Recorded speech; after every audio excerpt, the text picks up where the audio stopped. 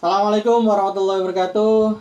Kita lanjutkan materi tadi tentang kearifan lokal di video sebelumnya. Simak kalau yang belum ya tentang kearifan lokal. Ya ini tentang pemberdayaan komunitas ya.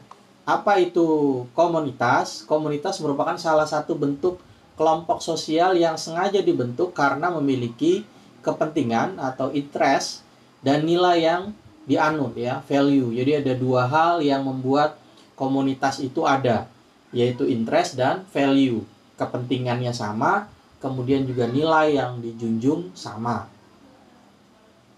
Nah, ini jenis-jenis komunitas. Ada komunitas modern ya. Kalau sekarang komunitas modern kayak komunitas bersepeda ya, itu yang sedang tren saat pandemi kayak gini. Kemudian ada komunitas tradisional ya, masyarakat Baduy. Nah, itu komunitas tradisional. Kemudian ada komunitas terdasar kesamaan kondisi ya, komunitas pemulung ya. Nah, itu. Kemudian unsur-unsur dalam komunitas. Apa sih unsurnya? Unsurnya yang pertama yaitu mereka seperasaan ya. Seperasaan, punya rasa yang sama tentang satu hal ya. Kemudian sepenanggungan. Mereka bersama-sama menanggung hal tersebut ya. Perasaan. Tadi kalau komunitas modern sepeda ya mereka punya perasaan yang sama, hobi yang sama, senang bersepeda. Sepenanggungan ya, sepenanggungan mereka ya kalau sendirian nggak asik, kita bareng-bareng. Nah, itu kan sepenanggungan namanya ya. Kemudian saling memerlukan ya, saling membutuhkan ya. Tips-tips bersepeda ya, bagaimana kalau ada sepeda rusak itu kan. Kalau kita dalam komunitas yang sama, ketika kita mengalami kendala, kita akan mudah menemukan solusi. Nah, itu namanya saling memerlukan. Nah, yang berikutnya itu pelaksanaan pemberdayaan komunitas berbasis kearifan lokal, ya. Jadi, pelaksanaan pemberdayaan komunitas ini di kearifan lokal ini, yang pertama adalah pemahaman tentang pemberdayaan berbasis kearifan lokal. Jadi, bagaimana masyarakat komunitas itu bisa berdaya tapi tetap tidak meninggalkan kearifan lokalnya. Misalnya contohnya Baduy, ya, masyarakat pemberdayaan komunitas di Baduy. Kenapa sih contohnya Baduy mulu, Pak? ya karena kita berada di lingkungan Banten, dan Baduy ini memang suku pedalaman yang sampai saat ini terus diteliti, dipelajari dari antropolog, sosiolog dari dalam dan luar negeri ya. Jadi kita ngapain lagi ngambil contoh-contoh yang jauh ya, kan kita berada di lingkungan Banten ya. Nah, misalnya tadi ya, pemberdayaan komunitas lokal berbasis kearifan lokal. Misalnya di Baduy oke. Mereka tetap bisa jadi tujuan wisata budaya ya. Tapi gimana untuk supaya kearifan lokal tetap terjaga ya? Harus ada panduan bagi orang-orang yang ingin berkunjung. Tidak boleh bawa sabun, tidak boleh bawa gosok gigi ya. Mereka kalau mandi di sungai ya. Itu petunjuk-petunjuk yang harus digunakan selama mereka berada di Baduy. Itu namanya contoh berbasis kearifan lokal. Apalagi misalnya ya mereka itu madu ya. Komunitas yang terkenal di sana kan, salah satu komunitas alami adalah madu. Kenapa madu cukup terkenal? Itu juga berbasis kearifan lokal. Kenapa? Madu itu bisa diproduksi kalau hutannya dijaga ya. Karena kan lebah ini kan butuh nektar ya, makanan dari mana? Dari hutan. Kalau nggak ada hutannya ya otomatis nggak ada madu ya.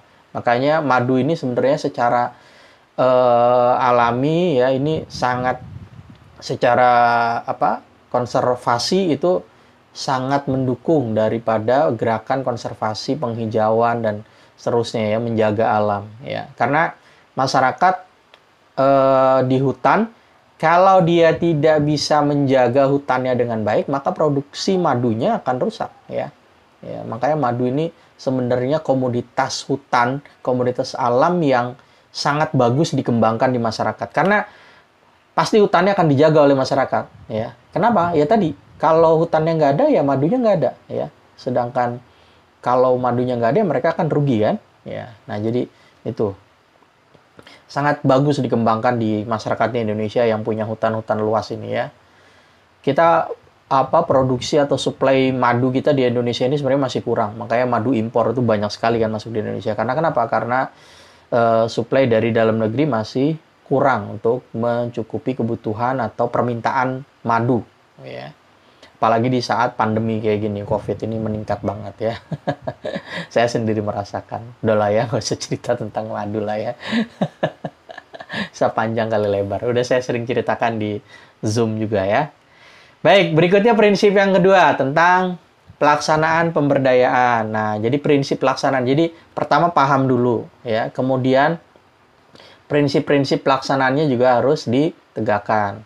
Ya. Kemudian apalagi dalam proses pelaksanaan ada inisiator pemberdayaan komunitas. Nah, inisiator ini yang akan jadi leader dalam pemberdayaan komunitas, apa kepala sukunya ya atau masyarakat, beberapa masyarakat yang dididik secara khusus akan jadi pionir ya dalam pemberdayaan komunitas.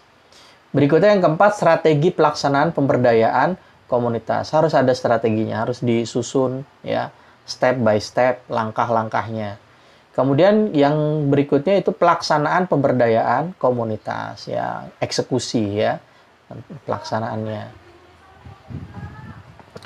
Nah, ini ya detailnya ya. Jadi pemberdayaan, pemahaman tentang berbasis kearifan lokal, upaya strategis. Nah, ini tadi udah cukup saya jelaskan. Nah, ini prinsip-prinsip pelaksanaannya adalah kesetaraan, keswadayaan, partisipatif, berkelanjutan. Jadi setara semua.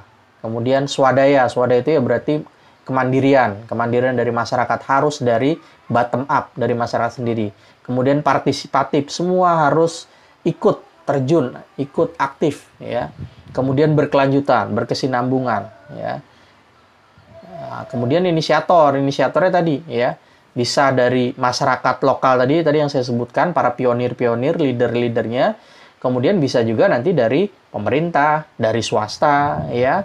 Para NGO itu ya, LSM itu juga bisa jadi inisiator pemberdayaan. Nah, strateginya apa tadi ya? Step-stepnya. Jadi mempertimbangkan, yang pertama mempertimbangkan potensi masyarakat. Potensinya apa nih di wilayah ini? Maka itu yang dikembangkan. Ya, tadi yang saya bilang misalnya di Baduy, madu, itu komunitasnya, maka madu harus dikembangkan. Memberikan pendampingan secara berkelompok. Nah, ini pendampingan kelompok-kelompok kecil, karena biasanya kalau masyarakat desa yang luas, kalau ngebinanya secara kolosal, itu biasanya nggak efektif. Mereka harus dibikin kelompok-kelompok kecil, mentor-mentor ya, agar efektif ya. Kemudian memberikan pelatihan khusus ya, pasti treatment ya tentang misalnya ikan. Ya, saya lagi suka ikan juga ya. Misalnya tentang memberikan pelatihan khusus bagaimana budik damber. Budidaya ikan dalam ember. Itu juga kearifan lokal ya. Bagaimana memproduksi pangan, ikan, lauk pauk, dan juga sayur-mayur secara bersamaan. Mengangkat kearifan lokal. Nah, ini juga ya harus diangkat kearifan lokalnya. Kemudian memberikan bantuan sarana dan prasarana ini juga penting. Melaksanakan pemberdayaan, tadi yang saya bilang ya, step by step ya, secara bertahap. Prosesnya apa? Prosesnya mulai dari perencanaan, sosialisasi, diterangkan ke masyarakat, mengenali, kemudian ada pemetaan sumber daya, kemudian ada pelaksanaan, pengorganisasian masyarakat, penyusunan rencana, pelaksanaan kegiatan, pemanfaatan, dan pemeliharaan. Kemudian berikutnya apa? Evaluasi. Pasti ya, di setiap kegiatan pasti harus ada evaluasi. Kenapa? Karena untuk perbaikan ke depannya. Nah, ini contoh berbagai program pemberdayaan komunitas melalui kearifan lokal ya. Pemberdayaan komunitas dalam masyarakat tradisional, pemberdayaan komunitas dalam masyarakat modern. Nah, ini beda jadi ya, masyarakat lokal dan masyarakat modern. Contoh pemberdayaan komunitas dalam masyarakat tradisional, misalnya pemberdayaan komunitas perajin kain tenun Bandar. Ya, Bandar Kidul, Jawa Timur. Apa yang dilakukan? Memfasilitasi perajin melakukan pameran produk, mengadakan pelatihan, keterampilan, kelestarian kain tenun, memberikan pinjaman modal. Nah, ini contoh pemberdayaan komunitas masyarakat tradisional di Bandar Kidul ya, Jawa Timur ya. Tenun. Jadi harus disediakan. Mereka dilatih ya, mereka dimodalin, kemudian dikasih pasarnya. Kalau nggak ada pasar, nggak laku, ya nggak akan berkembang. Maka bagaimana untuk main pasarnya? Ya harus diberikan pameran ya. Kalau mereka bikin pameran kebudayaan sehingga orang datang, dibikin pameran yang menarik mungkin, sehingga bisa melihat dulu produk mereka sebelum membeli. Kemudian kalau pemberdayaan komunitas berikutnya, yaitu contoh di tradisional adalah pemberdayaan komunitas petani tambak pesisir pantai Lestari, Desa Karangsong, Indramayu. Nah, ini daerah Pantura ya, pantai utara. Melakukan edukasi pemeliharaan hutan bakau, membebaskan lahan kritis, memberikan masyarakat dalam mengolah tanaman bakau, mengangkat kearifan lokal pesisir yang mulai ditinggalkan. Nah ini ya, kenapa melestarikan bakau itu penting? Karena bakau ini akan jadi tempatnya ikan-ikan itu ya, mencari makan. Jadi kemudian juga apalagi ya, mencegah abrasi ya, air laut, gelombang air laut ya.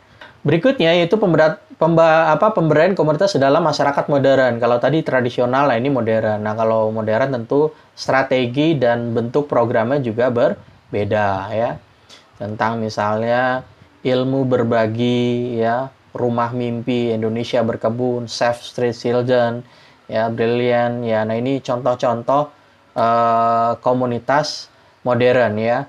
Jadi bagaimana ya, masyarakat modern kan ini kan lebih mandiri ya, istilahnya kita hanya berikan stimulus, berikan wadah, berikan link-link jaringan. Biasanya masyarakat modern ini udah akan berkembang dengan sendirinya ya. Misalnya memberikan startup ya, generasi muda ya, pelatihan, programming ya, desain ya, digital marketing ya, internet marketing dan seterusnya.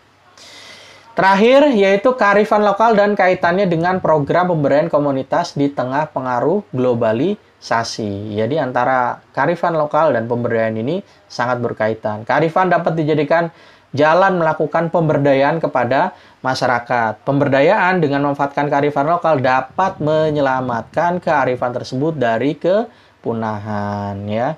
Jadi saling terkait. Kearifan ya dilindungi oleh pemberdayaan juga akan mengangkat kearifan lokal tersebut. Baik, itu aja dari saya. Mohon maaf apabila ada kekurangan. Billahi taufiq wal hidayah. Assalamualaikum warahmatullahi wabarakatuh.